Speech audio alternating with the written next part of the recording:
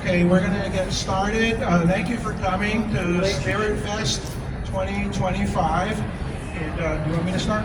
Yes. Okay. So our topic today is what happens when we die. Okay, everyone here, I take it, is alive, right? Okay. So what happens when we die? Now that's an interesting topic because there's two schools of thought, two theories about what happens when we die. The first theory is people think that when you die, nothing happens. You simply die and there's nothing. You know, your consciousness ends.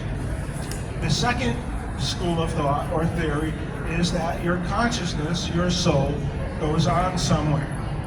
So now the first theory is often, I kind of compare that to people that think the world is flat. Because when you look out, all you see is flat land.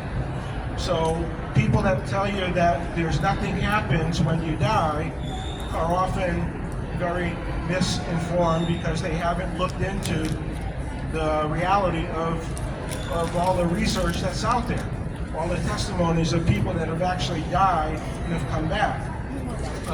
The second school of thought, the second theory, is that our soul, in fact, does go somewhere.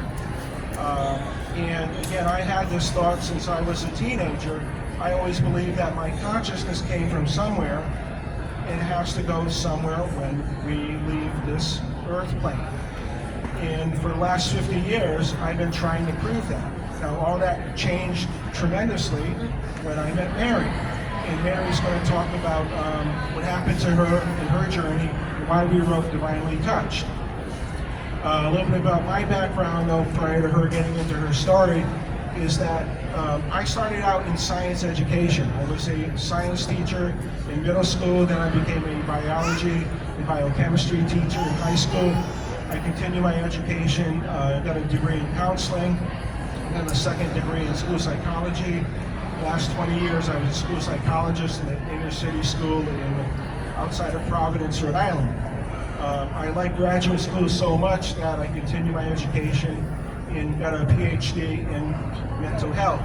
My dissertation was comparing traditional medications to alternative treatments for mental illness, and it turned into my first book, Holistic Mental Health. Now, my teachings and training and life kind of had a sharp turn into the metaphysical world after I met Mary. But to look at what we're going to be talking about today, a few of our guiding questions would be,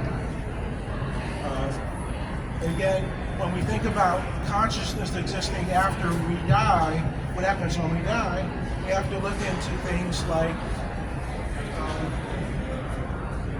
how research in, can consciousness exist outside the body? Because if we can prove that, consciousness existing outside the body, then we can prove all sorts of things. Like, first of all, we want to look at how do we prove anything altogether.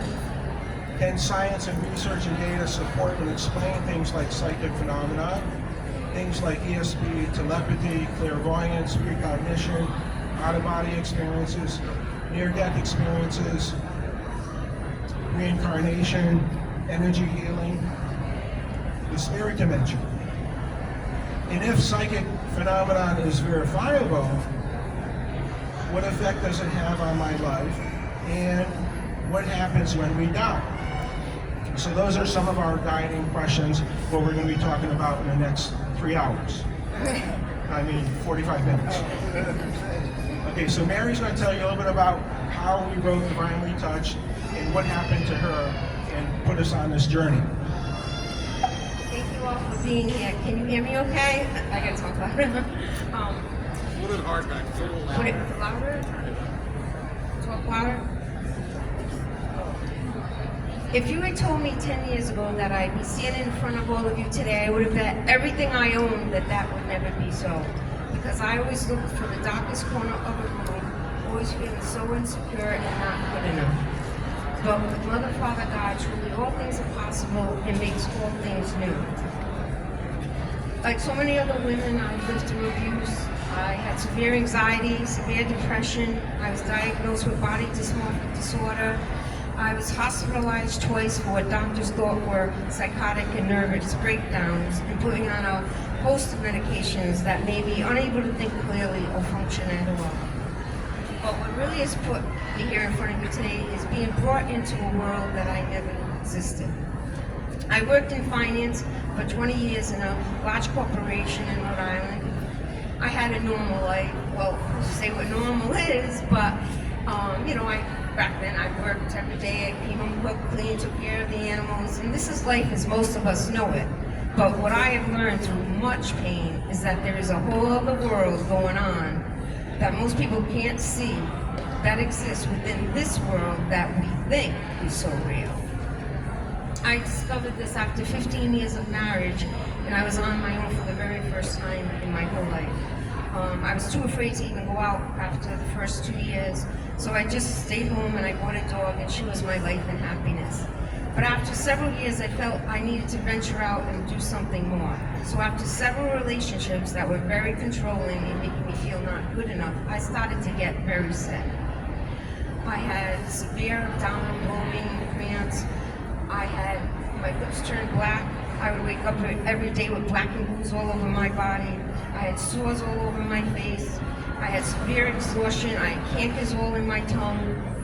So I went to every doctor and specialist you could think of. They put me through every test they could think of.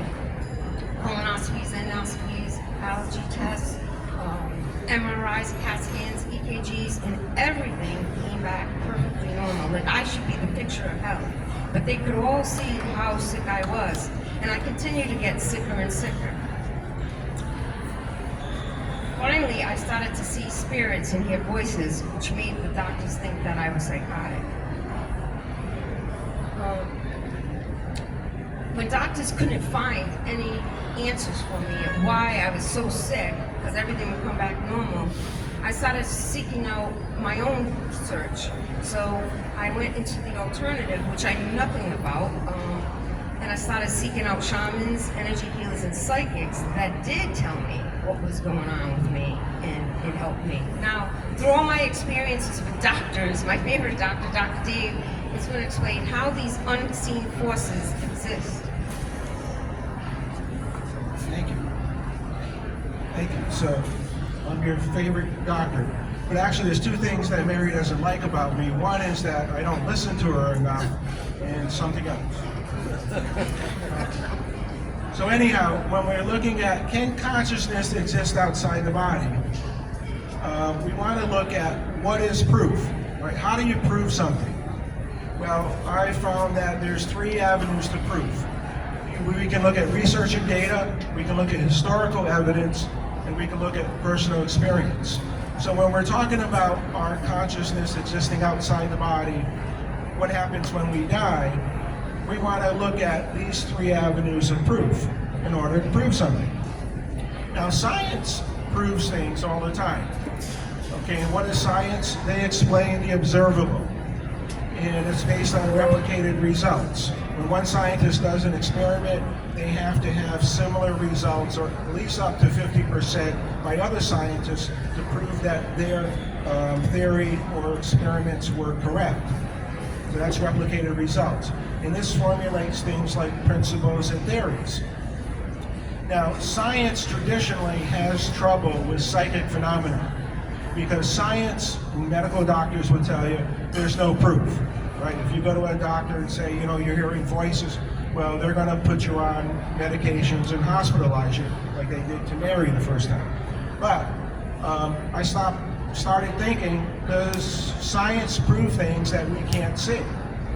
So the areas that science has trouble with is that with psychic phenomena, is they say it can't be replicated, it can't be proven, and it can't be seen or measured. But there's lots of things in science, if we stop and think about it, that fall into these three categories. Okay, if you look at things that can't be seen, but we accept every day, unseen forces in science, there's things like air and wind. Does anyone here not believe that they exist? How about gravity? Anyone not believe in gravity? Electricity. These are all things we can't see, but again, they're unseen forces. Radio waves. Where would we be without radio waves?